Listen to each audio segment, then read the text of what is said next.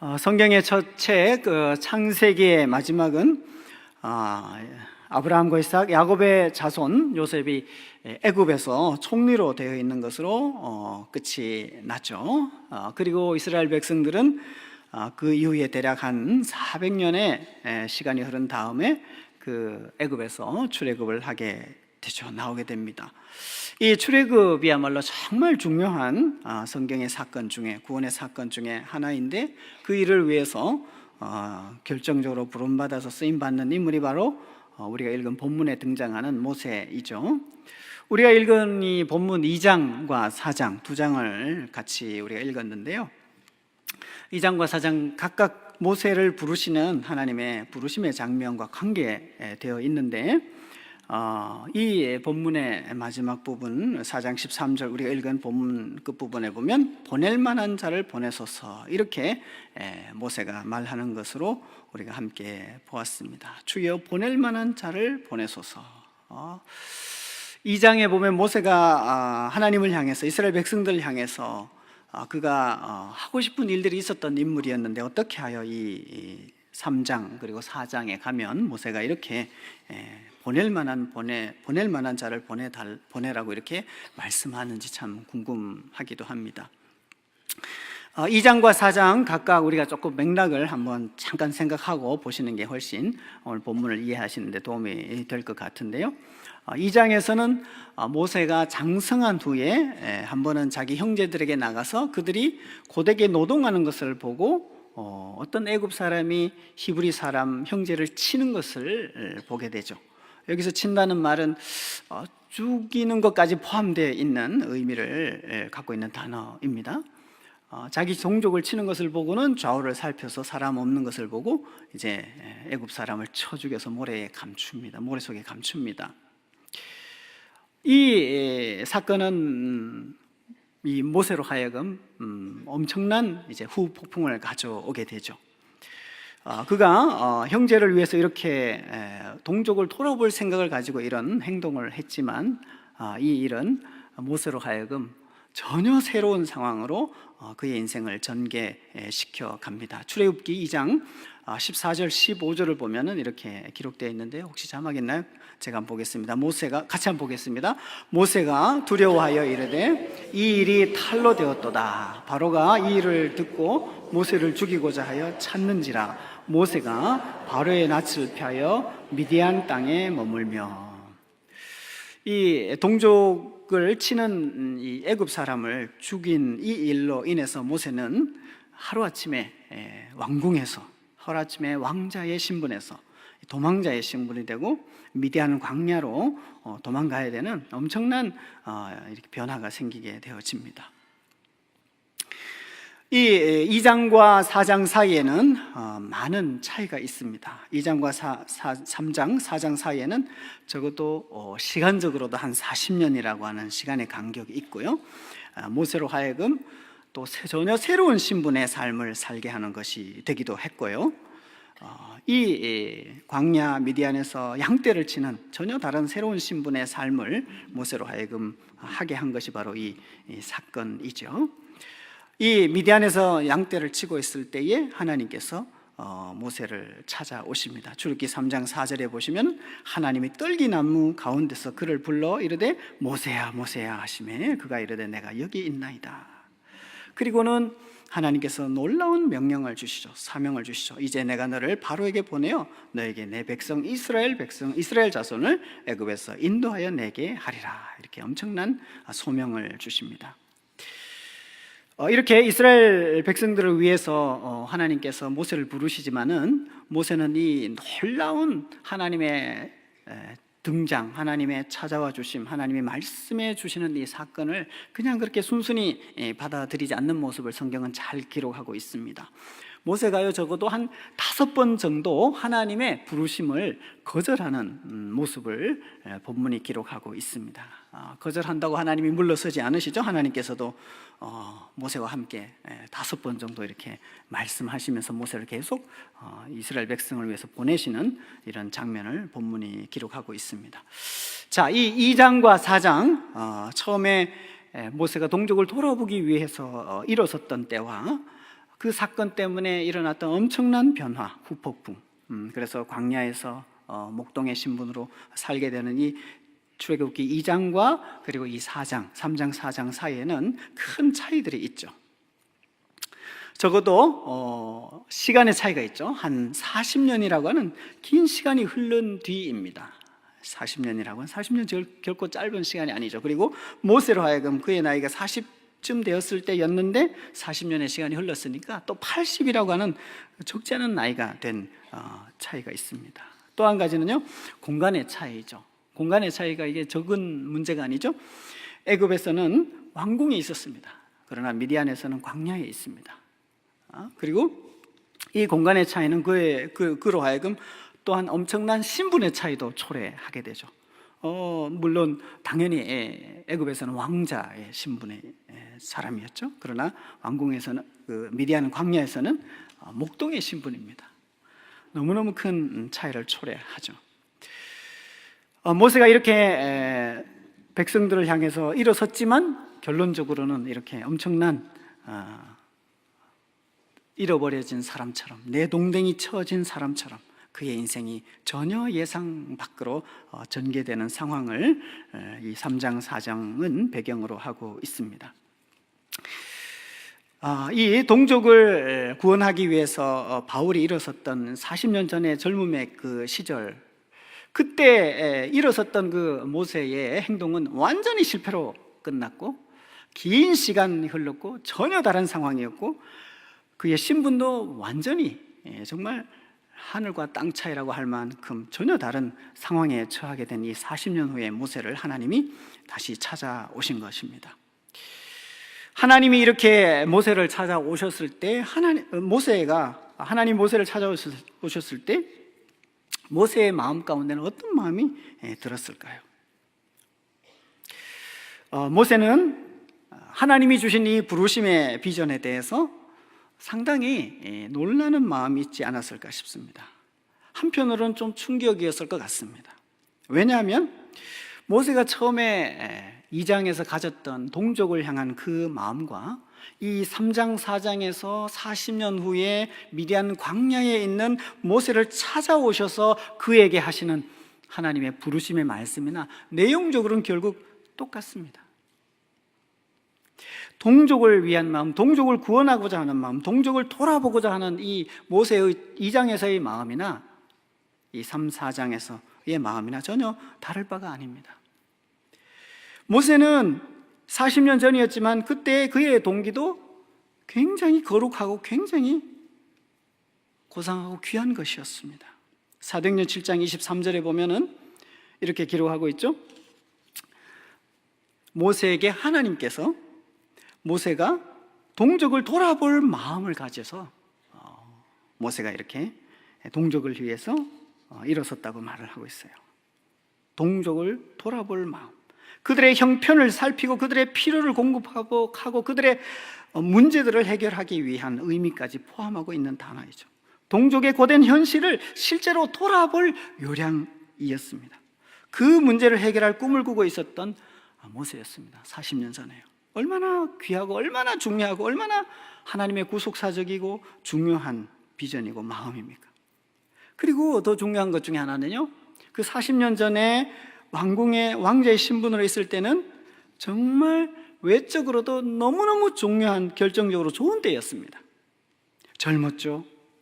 무엇보다도 모세가 왕궁에 있죠. 왕자의 신분이죠.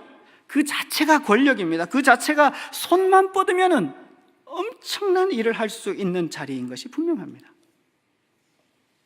힘을 사용할 수 있는 자리에 있었던 거죠.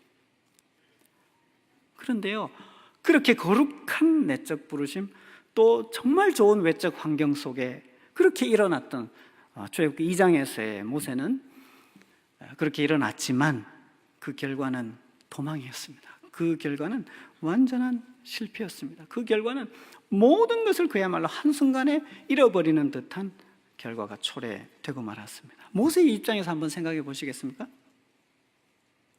40년 전에 그 당시로서 동족을 돌아보기 위해 일어섰다가 동족을 위하기는커녕 오히려 일순간에 나락으로 떨어지는 듯한 이 도망자 신세가 된 이 왕궁의 사람에서 광야의 사람으로 전락한 것, 이 왕자의 신분에서 양떼의 목자의 신분이 된 것, 정말 모세의 마음 가운데 쉽지 않은 마음이 있었을 것입니다.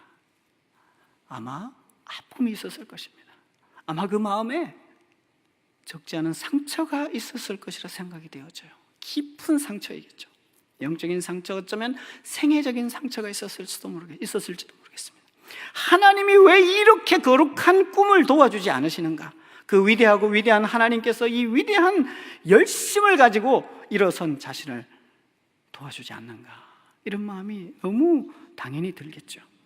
모세의 마음 가운데 혼란스러움도 있었을 것입니다.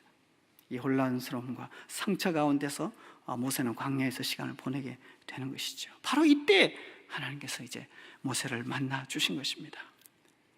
40년의 시간이 흐른 80배 나이에 아무 힘 없이 버려진 광야에서 하나님이 나타나 주신 것이죠. 하나님의 나타나심의 사건은 모세에게 적어도 한 두 가지 정도의 그런 마음을 정리하게 해 주는 것이라 생각이 되어집니다. 첫째로는요, 도망자로서 모세 안에 어쩌면 그동안 채 마음껏 나눠보지도 못하고 40여 년 동안 가슴앓이하며 마음에 숨겨두었던 그 혼란과 깊은 하나님을 향한 상처, 하나님으로 인해서 믿음 때문에 겪었던 그런 상처들을 묻어만 두고 있었을지 몰라요. 혼란스러웠을 그 과거, 상처로 남은 그 과거를 위로해 주시는 자리가 바로 이 광야에서 다시 하나님이 그를 만나주시는 장면이 아닌가 싶습니다. 왜냐하면요, 40년 전에 그 옛날 꿈꾸었던 동족을 위한 그 꿈이 잘못된 꿈이 아니라는 것을 확인하는 자리가 되기 때문이죠.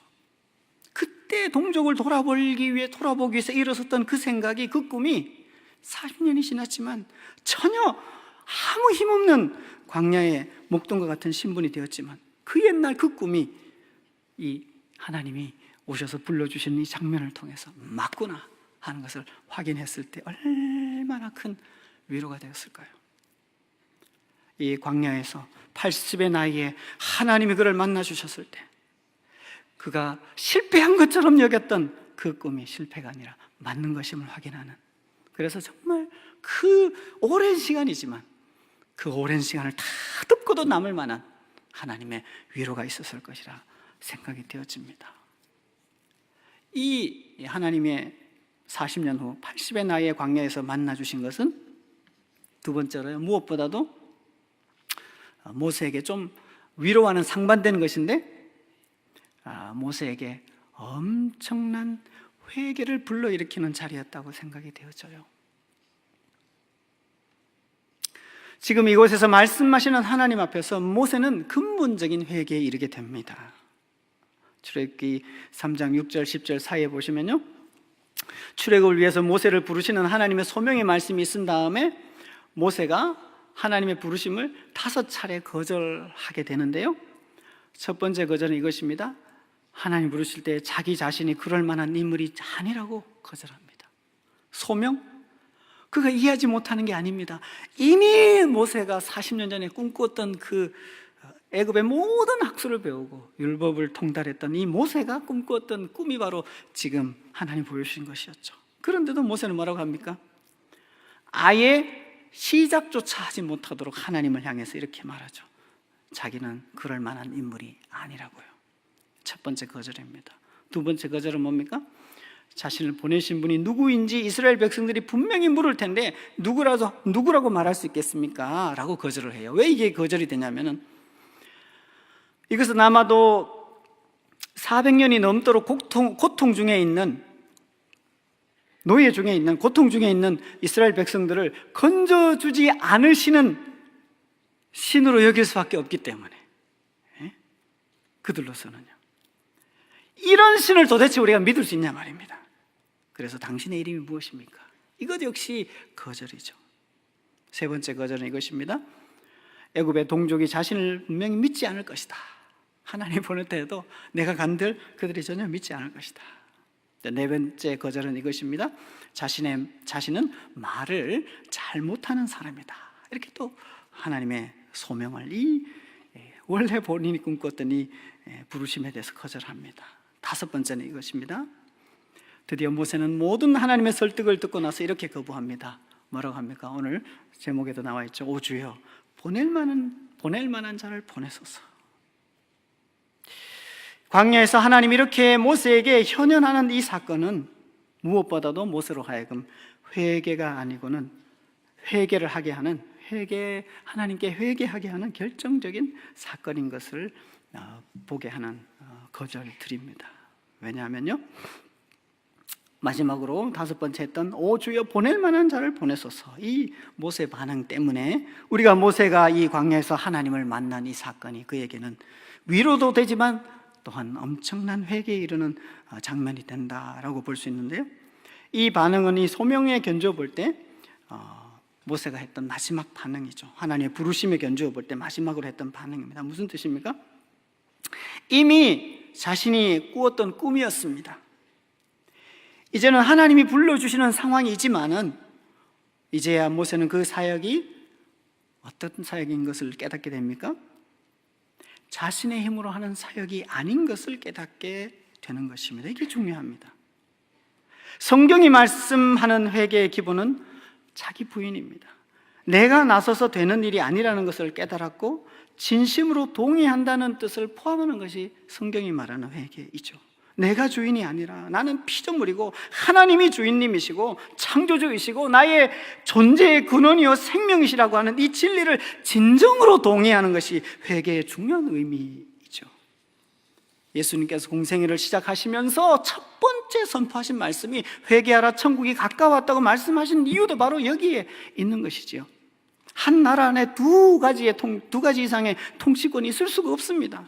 하나님의 다스림을 받기 시작한다면 그게는 반드시 하나님의 주권, 하나님의 통치권만이 존재할 수밖에 없기 때문입니다. 하나의 국가 안에 두 개의 통치권이 존재할 수가 없죠. 모세는 지금 이렇게 말씀하시는 하나님의 말씀 앞에서 40년 전에 열정과 비전으로 본인이 일어서려고 했던 그 사건이 결국 자신이 하려고 했던 것임을 깨닫게 되는 것입니다.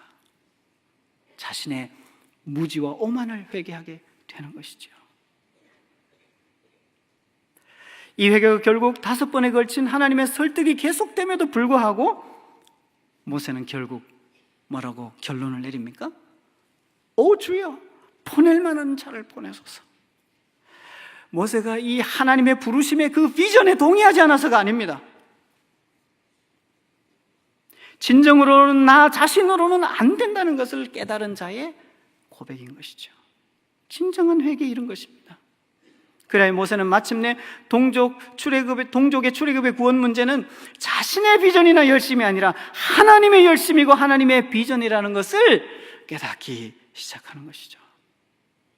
그렇기 때문에 우리는 비로소 모세 자신이 그 옛날 꿈꾸었고 이루려고 했던, 그러나 그때는 도와주지 않으셨다고 생각했던 그 하나님이 이제 이 떨기나무 가운데서 이 놀라운 광경 가운데 나타나셔서 말씀하시는 그 하나님의 소명 앞에서도 이렇게 모세가 거절하는 이유를 우리가 알 것 같습니다. 이해할 수 있을 것 같습니다. 그리고 그렇게 거절하고 또 거절하고 또 거절하는 이 모세와 구차하다 싶을 정도로 계속 설득하고 또 설득하고 또 설득해 주시는 하나님의 모습도 이해할 것 같습니다. 이제는 모세가 된 거예요. 하나님이 일을 할 만큼 된 겁니다. 자기 자신을 의지하는 것이 아니라 자기 자신의 생각으로 되는 것이 아님을 알게 된 존재가 된 것임을 하나님 발견한 것이죠. 그러므로 이때쯤 하여 모세가 하는 이 거절은 하나님에 대한 거절이 아닙니다. 하나님의 뜻에 대한 거절도 아닙니다. 사실상 뭡니까? 자기 자신에 대한 회개에 가까운 거절이라고 이해할 수 있습니다. 내가 나서려 했던 것을 회개하는 것이고 내 힘으로 하려고 했던 그 자신의 무지와 오해와 교만에 대한 회개인 것이죠. 하나님의 방식으로 알지 못했던 것에 대한 고백입니다. 자신을 도와주지 않은 듯 했지만 그냥 계신 분이 아니라 이 40년의 시간, 이 광야에 버려진 듯한 이 시간 속에서도 하나님이 기다리고 계셨다는 것을, 하나님만 의지하는 자가 되게 만드셨다는 것을 알게 되면서 이 회개에 이르게 되는 것이죠. 그러면서 드디어 모세는 자기 자신이 누구인지 보기 시작하는 것입니다. 신약 성경의 표현대로 하면은 이제야 자기 부인을 하고 자기 십자가를 따를 준비가 된 인물 정도로 할 수 있습니다. 그래서 모세가 드리는 믿음의 보고는 이런 것입니다. 보낼 만한 자를 보내소서라는 믿음의 보고를 드리고 있는 것입니다. 하나님 앞에서의 믿음은 자신의 신념을 믿는 것도 아니고 자신의 상황이나 힘과 열정을 드리는 그런 믿음이 아닙니다. 그 이전에, 왜냐하면 그리스도인이 드려야 하는 믿음 보고라고 하는 것은 우리가 원하는 것, 우리의 생각, 우리의 확신, 우리가 할 수 있는 것을 하는 것이 아니라 우리에게서 나오는 그런 것을 이루어가는 그런 통로가 아니라 하나님이 하실 것을 하는 것이 우리보다 뛰어나시고 지혜로우시고 진리시고 생명이신 그분 앞에서 살아가는 믿는 자의 믿음이기 때문입니다. 성경이 말하는 믿음은 우리 자신을 믿으라는 믿음이 아니죠. 정반대로 창조주 하나님을 믿으라는 믿음입니다. 우리를 위해 대속의 십자가에서 죽으시고 부활하시고 우리의 구세주가 되셔서 새로운 생명을 만들어주신 예수 그리스도를 의지하고 그분을 받아들이고 그분이 옳다는 것을 인정하는 그런 종류의 믿음입니다. 이런 하나님, 이런 예수 그리스도는 우리 자신보다 1000만 배 오르신 분이십니다. 하나님이 절대로 오르십니다. 그 하나님을 신뢰하기로 하는 것이 성경이 말하는 믿음이고, 그런 신뢰에게로 우리를 인도하셔야만 하는 것이 하나님의 마음이시죠. 그분의 인도하심만이 영원히 옳습니다. 그 위대하시고 사랑이시고 놀라우신 하나님께서 하시는 이 말씀을 따라가기로 하는 것, 하나님의 말씀을 따라가기로 하는 것, 그게 성경이 말하는 우리가 가야 할 믿음의 길입니다. 그것만이 사실상 유일하고 그것만이 영원합니다. 우리의 생각이 아무리 옳은 듯해도 어딘가에는 모순이 있고, 우리의 힘이 아무리 크게 보여도 그것은 한계가 있는 것이고, 우리의 생각대로 그냥 내버려 두는 것이 저주일 수밖에 없는 이유가 거기에 있는 것이지요. 마치 모세가 40년 이 긴 시간 동안 그 왕궁의 자리에서 왕자의 신분으로 있을 때, 동족을 돌아볼 생각을 했을 때, 그들을 구해야 되겠다고 하는 정말 하나님이 기뻐하실 만한 그런 생각을 했을 그때에 모세로 하나님이 사용하신 것이 아니라, 이제는 설득하고 또 설득해도 보낼 만한 자를 보내소서, 이렇게 할 때에 모세가 이 귀한 하나님의 구원의 역사에 쓰임받는 것을 우리는 본문을 통해 확인하게 되는 것이죠.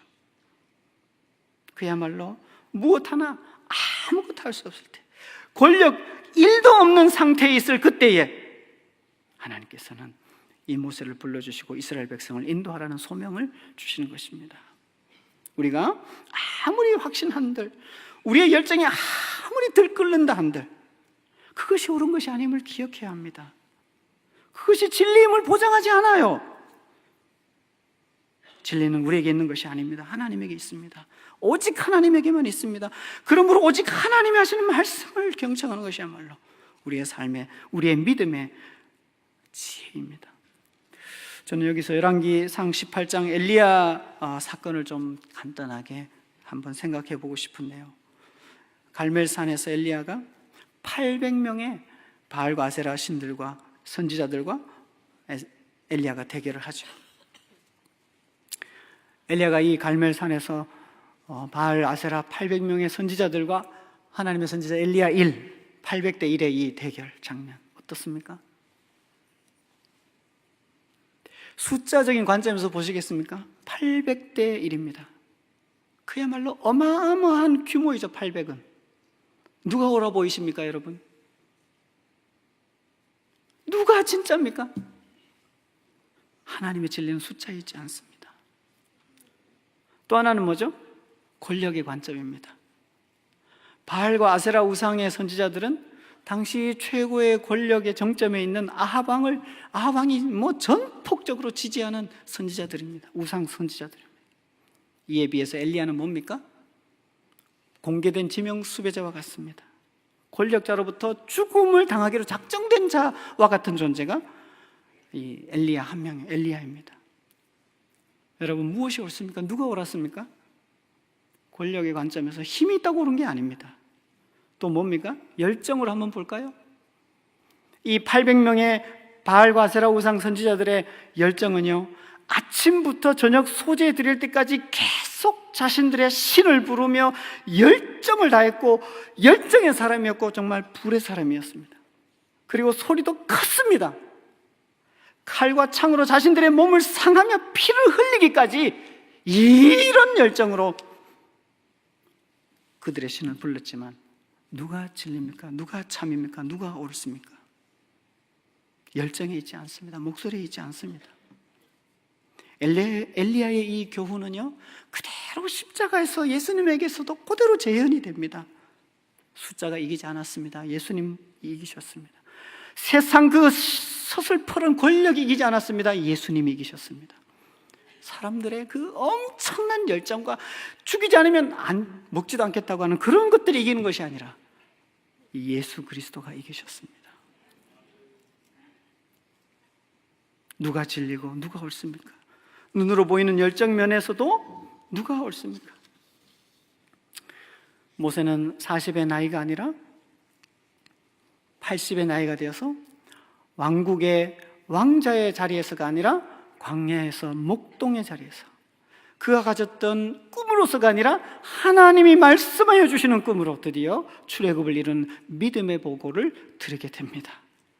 그것은 40대에 자신이 나서는 방식의 믿음의 보고가 아니라 주여 보낼 만한 차를 보내소서, 주여 나는 아닙니다라는 자기 부인하는 믿음으로 쓴 이 보고서, 이 회개의 보고서 위에서 하나님께서 엄청난 일을 하십니다. 새해가 우리 앞에 있습니다. 주님이 허락해 주신 이 한 해 생애 동안에 우리가 그리스도인이라면, 하나님을 믿는 자라면 우리의 확신과 열정이나 힘의 기초에서 믿음 생활을 하는 것이 아니라, 그런 믿음의 보고를 드릴 것이 아니라 주님이 오르시고 주님이 하시는 말씀 앞에 보낼 만한 자를 보내서 사는 이 자기 부인의 믿음의 보고를 드릴 수 있기를 정말 소원합니다. 늘 오르신 주님 앞에, 언제나 오르신 하나님 앞에, 언제나 오르실 수밖에 없는 진리를 만드신 하나님 앞에, 그분 앞에 이런 회개를 하는 믿음, 회개의 믿음 보고를 드릴 수 있기를 바랍니다. 자신이 아니라 그야말로 하나님 앞에 전심으로 복종하여 주님을 따르는 그런 믿음의 삶이 되시기를 간절히 바라고, 그런 믿음으로 이 밤에 우리가 함께 기도했으면 좋겠습니다. 같이 기도하시겠습니다.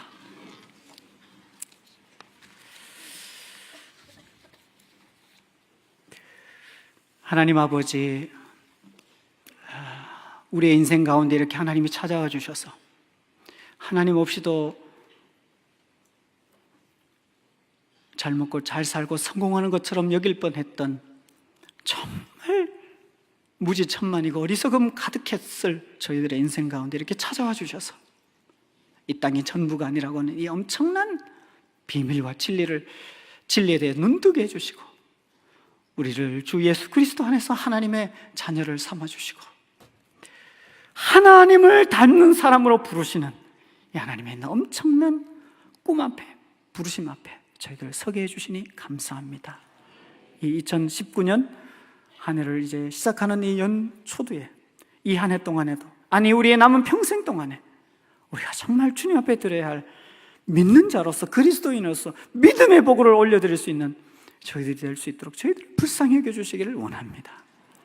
말씀을 읽고 또 읽어서 주님이 말씀 속에서 우리 가운데 하기를 원하시는 하나님 아버지의 마음을 깨달아서 우리가 손만 뻗으면 붙잡을 수 있다고 생각하는 그런 인간적이고 세상적인 것들로 이 세상을 살아가는 그런 그리스도인이 아니라 영원히 오르시고 영원히 진짜로 도와주실 수 있는 우리 하나님만을 의지하기로 작정하는, 그래서 그 기간이 40년이 흐른다 할지라도 그 하나님의 부르심 앞에서 믿음으로 회개로 나아가는 저희들이 될 수 있도록 붙잡아 주시기를 소원합니다. 이 밤에도 이런 마음으로 주님 앞에 저희들이 함께 기도할 때에 주께서 우리의 기도 가운데 은혜를 베풀어 주옵소서. 이 모든 말씀을 예수님의 이름으로 기도하옵나이다. 아멘.